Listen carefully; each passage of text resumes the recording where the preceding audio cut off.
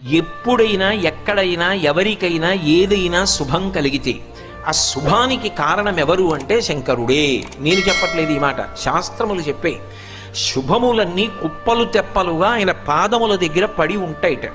ఆయన అనుగ్రహించాడు అనుకోండి, ఓసారి ఇలా అంటాడు, అంటే అది ఎగిరి వెళ్ళి ఇంటికి తోరణంగా పట్టుకుంటాడు. అందుకే ఒక గడుసు కవి ఒక మాట అన్నాడు, నేను ఓ పువ్వు పట్టుకొచ్చి మీ పాదాల మీద వేశాను అనుకోండి, నేను వేసినది ఇది పువ్వు, మీ పాదముల మీద ఉన్నది ఇది పువ్వు. నేను ఒక పువ్వు పట్టుకెళ్ళి మల్లికార్జున లింగం మీద వేశాను అనుకోండి, పరమ ప్రేమతో వేశాను అనుకోండి, ఆ పువ్వు ఓ ఏడాది తర్వాత నా ఇంటి మనవడు. నేను ప్రేమతో వేసిన పువ్వు 2 ఏళ్ల తర్వాత నా ఇంట్లో మనవరాలు. నేను ప్రేమతో వేసిన పువ్వు నేను కట్టుకునే ఒక ఇల్లు. నేను వేసిన పువ్వు నాలో కలిగేటటువంటి భక్తి,